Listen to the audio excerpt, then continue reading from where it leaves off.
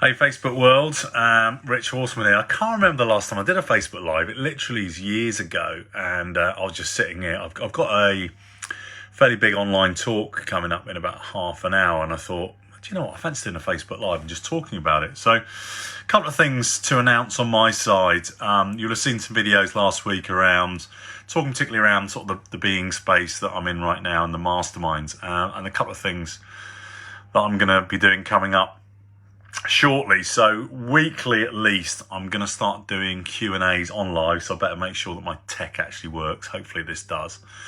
I'm going to come on and start doing some lives, but the live's going to be more interactive than this one, hopefully, where I'm just going to do some Q&As around kind of personal development stuff, life coaching, my take on it, probably more than the traditional stuff that you might have seen out there, and also business Q&As as well. So watch out for that one. I will be unashamedly promoting the mastermind that's starting in January, and also the one-to-one coaching. Got some stuff, slots opening up in January as well. But that's not what this live's about. This one is about, I've got a talk in about, just over 30 minutes time. And it's for an amazing online mastermind, not my mastermind. A friend of mine has sort of co-founded it in the US. Should be coming to the UK and Europe and other parts of the world fairly soon. But I've got an opportunity to do some online speaking for them, and I thought it would be interesting to capture kind of what my thought processes are ahead of doing a live speech. So I'm about 30 minutes out, and the way I tend to think is I go sort of from big picture, big chunk down to smaller stuff and detail the closer that I get. I think in the old days with a talk, I'd have been quite obsessed around slides, content, making sure I had enough information on the slides so I could deliver value to the people watching and make sure I didn't forget anything. That was quite a common theme for me. Whereas now, I mean, I'd quite happily do this talk. It's going to be about a 45-minute, 50-minute talk. It's about a subject that is very dear to my heart. It's called Be the Difference Today. If you've not heard about it, maybe I'll do a live about it one day. So I know the content. I do have like 4 slides at the end. I don't need them, but they kind of help with visuals and stuff like that. So certainly one of the things that I think of quite a bit ahead of time, probably as much time as I can, but ideally at least 2 weeks ahead of time, would be the audience. So that's primarily what I'm thinking about, is who's in the audience, what do I know about them, what problems might they have coming onto the call, what outcomes they want, how does my stuff relate to what they really, really want. So I spend a lot of time thinking about the audience and what they're about. And then as I get closer and closer, I'm really starting to map out in my head what's the detail behind this talk. Now, I've done this talk many times before, so I kind of know the structure. I know how long each bit takes. So I can be fairly relaxed about that. For me, to deliver a really good speech online, I do need to have some concept of how long each chunk is taking. So I'm not really, to avoid rushing at the end. I really hate it on times where I've had to rush content at the end, or if I see speakers rushing content at the end, I find that a little bit frustrating. So having some idea how long the chunks take, while having some flexibility to go with kind of what's coming out. On the day itself, I'm pretty anal about tech.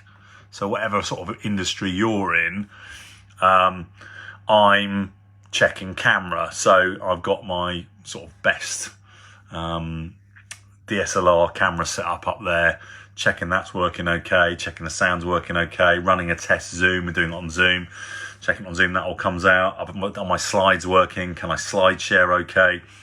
All that sort of thing. So basically what I'm looking to do is to reduce the amount of noise around non-speaking stuff.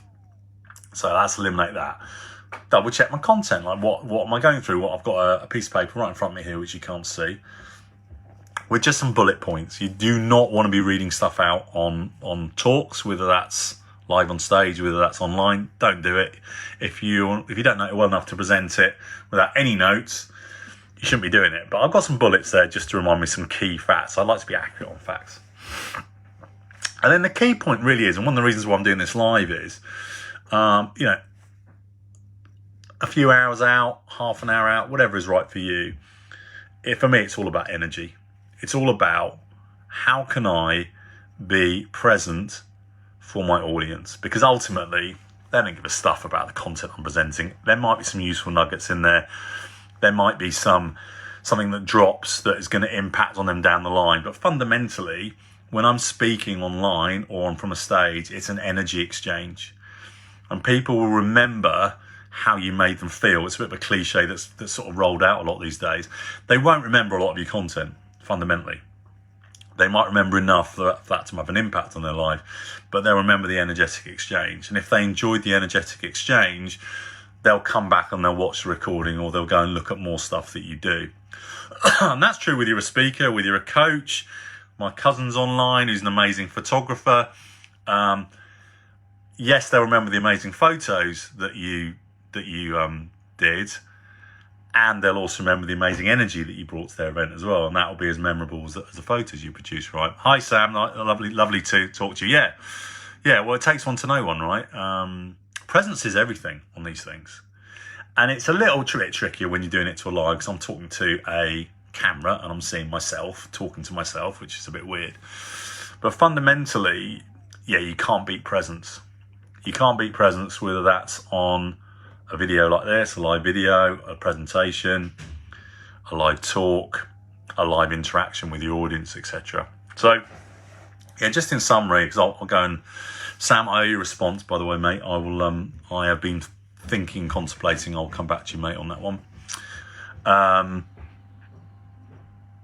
Fundamentally, it's this. And I was talking to one of my coaches today about that. He's actually in the mastermind that I've been banging on about last week. You'll be very, very careful about measuring what you've done by the feedback that you get from others. And this is particularly dangerous on social media. Like, I could look at how many people are on here right now, how many people watch this recording, and making judgments about me, about the content, about the timing.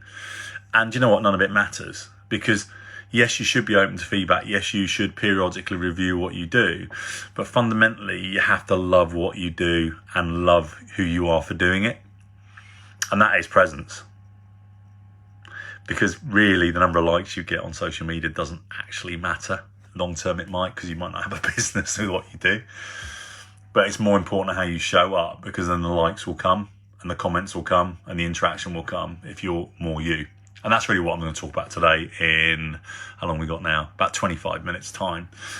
But yeah, in summary, because it's always, I think, good if you can get a video go like, what did he actually talk about today? And it could remind me as well.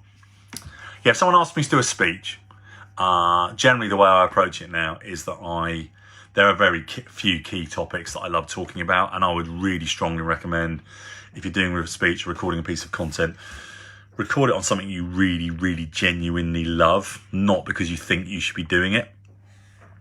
Then, once you have an idea about what the topic might be, then do a lot of research on your audience. Like, who are you talking to? How can you get your piece of content to land better with them so they can see, oh yes, this relates to me, because then they'll listen more.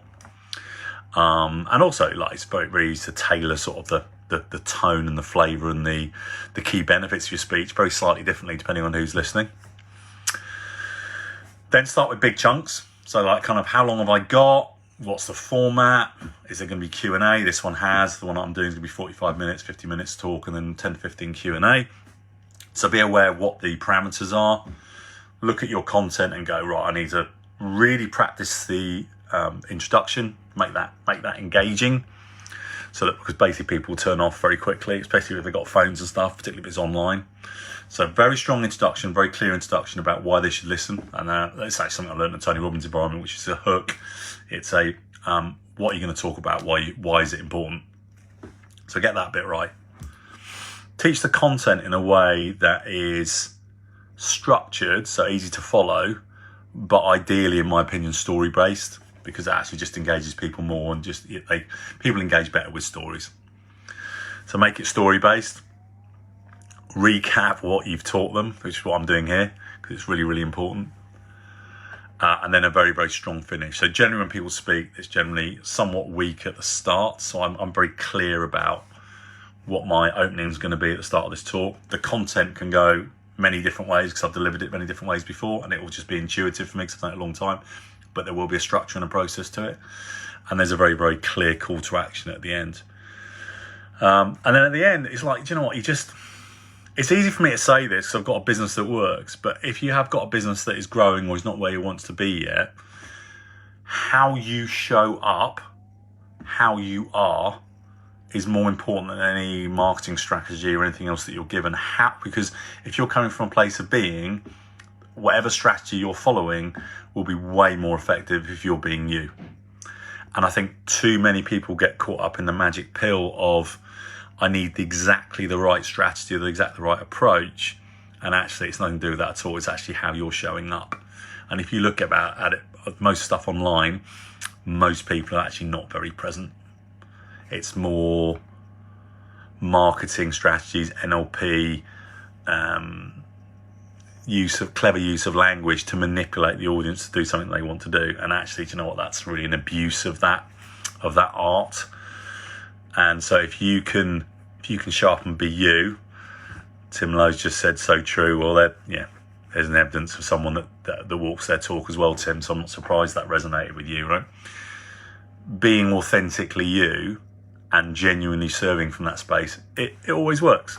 It always works. Anyway, I will go and do some proper prep now for this talk. Not that I haven't done proper prep before. I said I'll recap the start of the video. I am going to be doing live Q&As on this particular account at least every week. Be a mixture of business, be a mixture of personal development stuff. So if you've got any questions, I'll put up a thread. People can ask questions in advance. And also I'll do stuff live. I've been doing this long enough now. I think I can probably cover pretty much any topic without a lot of prep. And I'll also aim to do a live after this talk just to let you know how it went. But there's hopefully some clues there. I don't think I've ever done a video or a live before a talk, just to talk through where I'm at. But yeah, fundamentally, with 20 minutes to go, my whole focus right now is to fully engage my brain with the topic I'm gonna cover and to feel it. So I'm really just focusing on presence, because that's what the talk's about. It's about presence. So if I'm not present, talking about presence, which is quite appropriate, coming for Christmas coming up, not those sort of presents. You got to feel the energy that you're giving. Anyway, I've prattled on enough. Thank you for those that came on live. Thank you for those that watched recording. If you've got any comments, got any questions, please leave those in the comments thing. I will aim to answer them all, whether that be in text form or video form. One of the things I've committed to my coach is being more visible going forward. So I tend to be hived away, being a little ninja with my clients. But I realise I've got a lot more to share than that. Thank you all, and I will see you in probably about an hour and a half after I've done this talk and let you know how things went. Bye for now.